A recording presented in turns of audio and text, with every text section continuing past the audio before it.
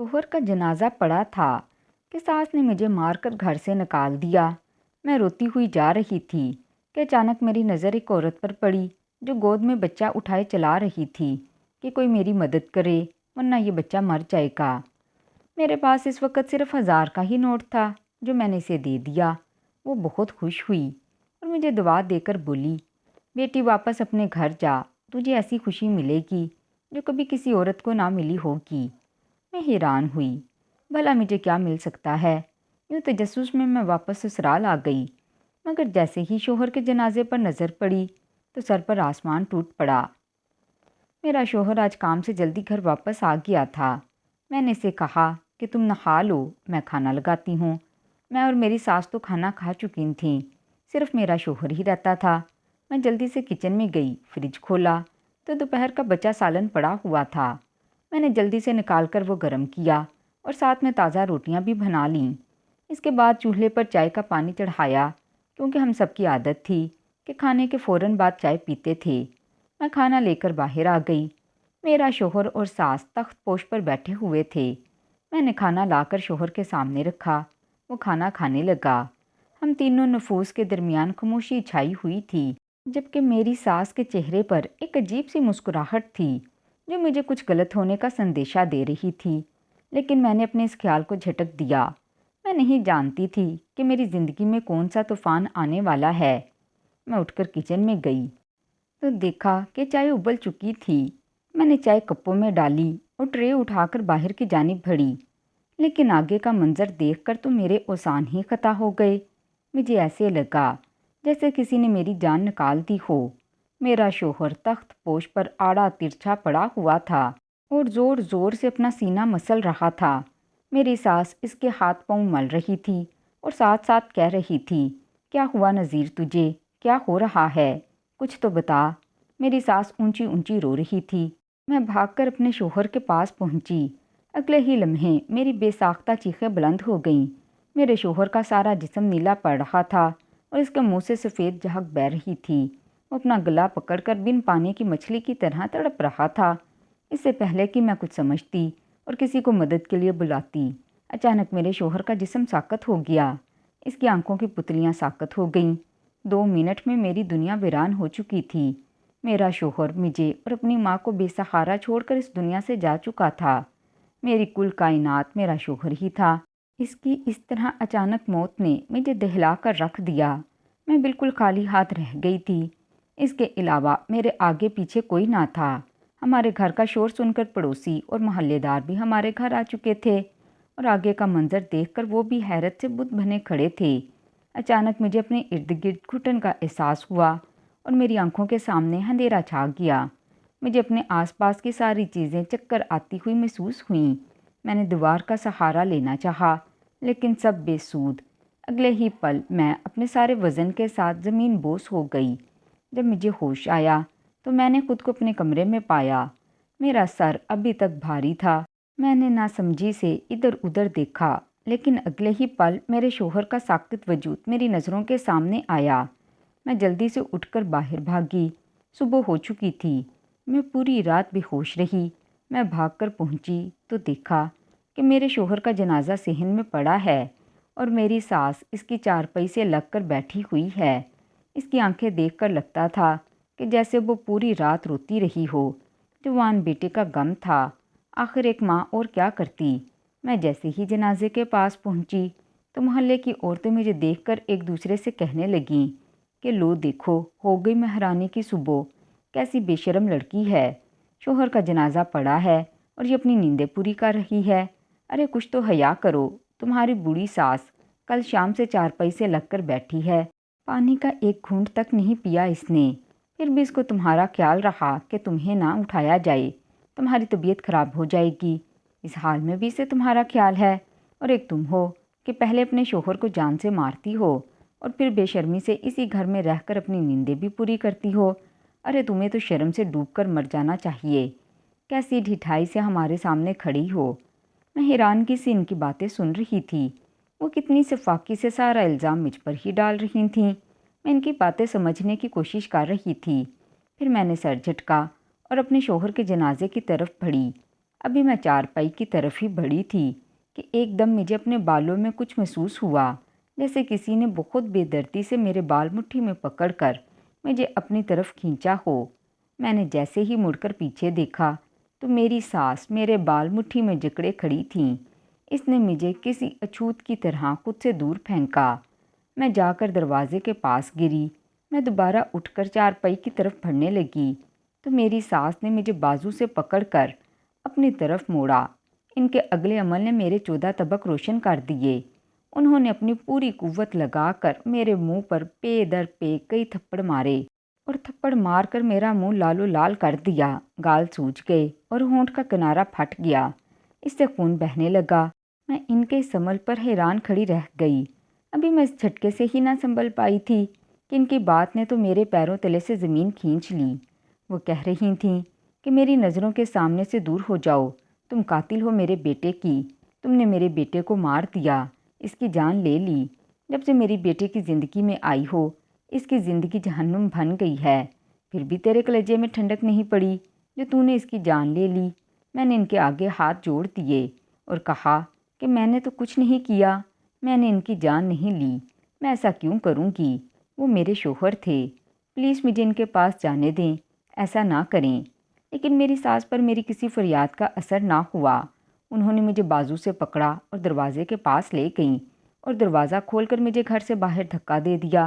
میرے اوپر ظلمتوں کے پہاڑ ٹوٹ پڑے تھے، ایک شوہر سے جدائی اور دوسرا گھر سے بھی بے گھر کر دی گئی۔ میں دروازے کے ساتھ لگ کر کھڑی ہو گئی۔ میں کافی دیر تک دروازہ کھٹکھٹاتی رہی، لیکن اندر والے سارے ہی پتھر دل ہو گئے۔ میں ٹوٹے ہوئے دل کے ساتھ روڈ پر چلنے لگی۔ میرا اور کوئی ٹھکانہ نہیں تھا۔ جاتی بھی تو کدھر جاتی؟ اچانک مجھے ایک عورت کی آواز سنائی دی۔ وہ کہہ رہی تھی کہ اللہ کے نام پر کوئی میری مدد کرو، میرا بچہ 2 دن سے بھوکا ہے، کوئی تو میری مدد کر دے، مجھ پر رحم کرے۔ میں نے اپنے ہاتھ میں موجود نوٹ کی طرف دیکھا۔ میرے پاس صرف 1000 کا ہی نوٹ تھا۔ میں نے وہ نوٹ اس عورت کو دیا۔ اس کی گود میں ایک چھوٹا بچہ تھا جو رو رہا تھا، شاید اس کو بہت بھوک لگی تھی۔ اس عورت نے میری طرف دیکھا اور کہا، بیٹی کہاں جا رہی ہو؟ کیا تم بھی دکھی ہو؟ میں نے اس کی بات پر چونک کر ادھر ادھر دیکھا۔ میں بے دہانی میں اپنے گھر سے بہت دور نکل آئی تھی۔ اس عورت نے کہا کہ اللہ تیرا بھلا کرے، تیری ساری مشکلیں آسان کرے، تو سدا سکھی رہے، ایسے سڑک پر نہ پھر، جا اپنے گھر چلی جا۔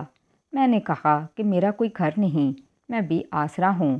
اس نے کہا کہ تو بے آسرا نہیں ہے، تو بہت جھلی ہے، جا تو اپنے گھر چلی جا، تیرا گھر تیری راہ دیکھ رہا ہے، تیرے پاس تو سب کچھ ہے، پھر تو سڑکوں کی خاک کیوں چھان رہی ہے؟ تو ملکہ ہے، جا اپنے محل میں جا اور اپنا گھر سنبھال، وہاں تجھے ایسی خوشی ملے گی کہ تو حیران رہ جائے گی۔ میں بڑی حیران ہوئی، اس گھر میں تو میرے شوہر کا جنازہ رکھا ہے، وہاں مجھے کون سی خوشی مل سکتی ہے؟ میں تجسس کے مارے گھر کی طرف بڑھ گئی اور سوچا کہ آخر وہاں جا کر دیکھوں تو صحیح کہ کون سی خوشی ہے، اور خوشی نہ بھی صحیح، ایک دفعہ پھر اپنے ساس کے پیروں میں گر جاؤں گی۔ ہو سکتا ہے کہ ان کو مجھ پر رحم آ جائے اور مجھے میرے شوہر کا آخری دیدار کرنے دے دیا جائے۔ اتنے میں اپنے گھر کے دروازے پر آ گئی۔ میں نے دھڑکتے دل کے ساتھ دروازہ کھٹکھٹایا۔ آگے جو منظر مجھے دیکھنے کو ملا، اس سے تو میں ایک دم سناٹے میں آ گئی۔ میرے پورے جسم پر کپ کپی طاری ہو گئی۔ میں اپنی جگہ پر کھڑی شل ہو چکی تھی۔ میں اندر کا منظر دیکھ کر حیرت سے گنگ رہ گئی۔ میرا نام نائلہ ہے، میں کراچی کے علاقے ڈیفینس میں رہتی ہوں۔ میرے ساتھ میرے شوہر اور ساس رہتی ہیں۔ میرا ایک 7 سال کا بیٹا بھی ہے۔ میری عمر 32 سال ہے۔ یہ بات اس وقت کی ہے جب میں 21 سال کی تھی اور شہر کے مہنگے کالج میں زیر تعلیم تھی۔ مجھے پڑھائی میں کچھ خاص دلچسپی نہ تھی، لیکن والد صاحب کی سخت طبیعت کے باعث مجبوری میں پڑھ رہی تھی۔ میرے والد صاحب ایک مشہور بزنس مین تھے۔ ان کا امپورٹ ایکسپورٹ کا بزنس تھا، لیکن ان کا رویہ شروع سے ہی سخت تھا۔ میں نے اپنی پوری زندگی میں انہیں کبھی بھی مسکراتے ہوئے نہ دیکھا تھا۔ وہ ہر وقت ہی غصے میں رہتے۔ ایسا نہیں تھا کہ اس کی کوئی وجہ تھی، ان کی قدرتی طبیعت ہی ایسی تھی۔ غصہ ان کی فطرت میں تھا۔ میں ان کی اکلوتی اولاد تھی، لیکن پھر بھی کبھی انہوں نے مجھ سے پیار سے بات نہیں کی، اور وہ میری ہر چھوٹی سے چھوٹی اور بڑی سے بڑی ضرورت کا خیال رکھتے۔ لیکن میں ان کے غصے سے سخت خائف تھی۔ میں اور میری ماں ہمیشہ پھونک پھونک کر قدم رکھتے تھے، اور اس چیز کا خاص خیال رکھا جاتا کہ کوئی بھی بات ان کی مرضی کے خلاف نہ ہو۔ میری ماں بھی ایک ویل ایجوکیٹڈ خاتون تھیں۔ وہ میری والد کی طبیعت کے برخلاف انتہائی صوبر، شفقت اور مہربان تھیں۔ مجھے باپ کے رویے نے متنفر کر دیا۔ حد سے زیادہ سختی بھی انسان کو باغی بنا دیتی ہے۔ میرے ساتھ بھی کچھ ایسا ہی ہوا۔ اس دن میں جب کالج سے گھر واپس آئی تو ہمارے ڈرائنگ روم میں والد صاحب کے بزنس پارٹنر اپنی فیملی کے ساتھ بیٹھے ہوئے تھے۔ والد صاحب کے بزنس پارٹنر اکثر گھر آتے رہتے تھے۔ میں نے کھانا کھایا اور سو گئی۔ شام میں اٹھی تو ماں نے بتایا کہ تمہارے باپ نے تمہارا رشتہ اپنے بزنس پارٹنر کے بیٹے کے ساتھ طے کر دیا ہے۔ اس جمعے کی شام تمہارا نکاح ہے اور رخصتی بھی ہے۔ مجھے ایسے لگا جیسے کسی نے میرے تن بدن میں آگ لگا دی ہو۔ میں نے احتجاج کرنے کی کوشش کی تو ماں نے کہا کہ خبردار کوئی الٹی سیدھی حرکت کی۔ تم اچھی طرح سے اپنے باپ کے غصے سے واقف ہو، اس لیے کوئی ہنگامہ کر کے اپنے اور میرے لیے کوئی مشکل نہ بنانا۔ میں غصے سے تن من کرتی ہوئی اپنے کمرے میں چلی گئی اور وہاں سے اپنا فون لے کر فوراً نذیر کو کال کی اور اسے کہا کہ ابا میری زبردستی شادی کر رہے ہیں، تم پلیز کچھ کرو، میں تمہارے علاوہ کسی اور سے شادی نہیں کروں گی۔ نذیر نے مجھے کہا تم فکر نہیں کرو، میں جلد ہی کوئی انتظام کرتا ہوں۔ میں بہت پریشان تھی۔ دراصل میں اپنے کلاس فیلو سے محبت کرتی تھی۔ نذیر ایک خوش شکل لڑکا تھا، اس کا تعلق مڈل کلاس گھرانے سے تھا، لیکن میں اس کے لیے کچھ بھی کر سکتی تھی۔ وہ بہت اچھا انسان تھا۔ اس کے گھر میں صرف اس کی ماں اور وہ رہتے تھے۔ والد کا انتقال ہو چکا تھا، جبکہ ایک بڑی بہن تھی جس کی شادی ہائی کلاس لوگوں میں ہو چکی تھی۔ نذیر کے والد کا چھوٹا سا کاروبار تھا جس کو اب نذیر ہی سنبھالتا تھا۔ میں بھی اس کے ساتھ خوش تھی اور ویسے بھی میں نے کبھی بھی پیسے کا غرور نہیں کیا۔ دن گزرتے گئے اور میرے نکاح کا دن آن پہنچا۔ نذیر اور اس کی ماں اگلے دن میرا رشتہ لے کر آئے تھے، جس پر میرے والد نے ان کی بے عزتی کر کے ان کو گھر سے نکال دیا۔ اس کے بعد سے انہوں نے میرا کالج جانا بھی بند کر دیا اور میرے سے موبائل بھی لے لیا۔ میں بہت زیادہ الجھن میں تھی کہ اب کیا کروں۔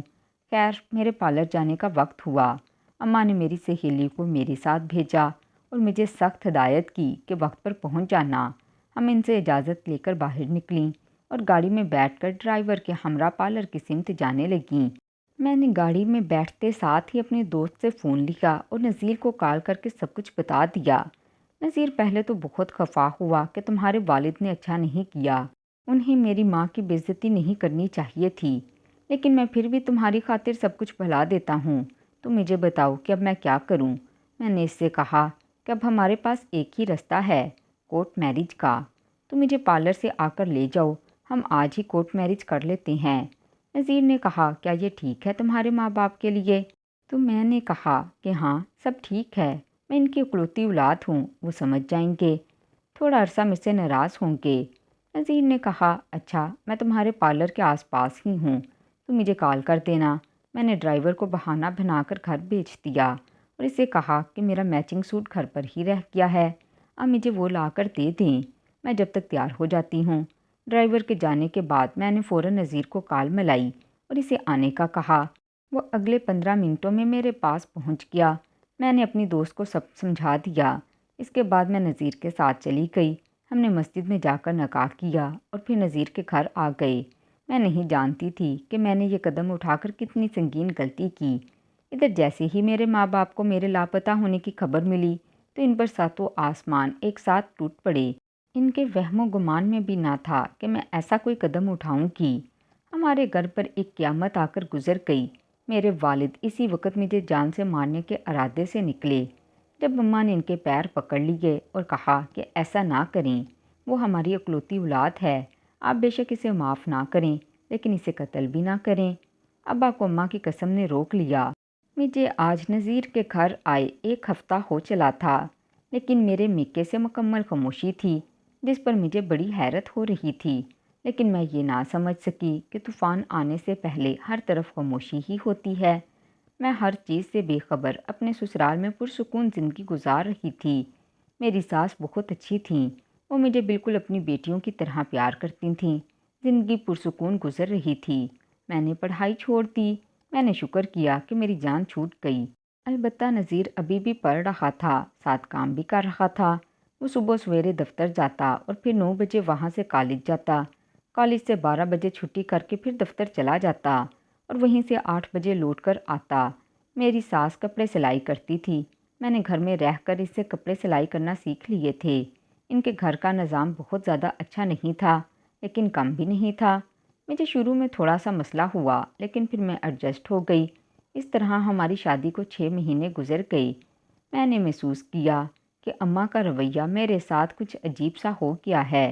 وہ بار بار مجھے کہتی کہ اب تمہیں اپنے ماں باپ سے ملنے جانا چاہیے، وہ تمہیں یاد کرتے ہوں گے، اور اب تک تو انہوں نے تمہیں معاف بھی کر دیا ہوگا۔ لیکن میرے اندر اتنی ہمت نہ تھی کہ میں اپنے باپ کے غصے کا سامنا کر پاتی۔ ممکن تھا کہ وہ مجھے دیکھتے ہی گولی مار دیں۔ میں ہر دفعہ اپنی ساس سے کوئی نہ کوئی بہانہ بنا کر ان کو ٹال دیتی۔ خیر دن گزرتے جا رہے تھے۔ نذیر کا رویہ بھی ان دنوں تبدیل ہوتا جا رہا تھا۔ میں نے ان سے پوچھنے کا ارادہ کیا، لیکن پھر خود ہی سوچا کہ ہو سکتا ہے کام زیادہ ہو، اس وجہ سے پریشان ہوں۔ اس دن بھی روز کے معمول کی طرح میرا شوہر ناشتہ کر کے دفتر چلا گیا۔ پیچھے میں نے گھر کے کام نپٹائے اور پرسکون ہو کر بیٹھ گئی، کیونکہ اب میرے شوہر نے رات کو ہی آنا تھا۔ دن کے وقت میں نے قورمہ بنایا اور 7 روٹیاں بنائیں۔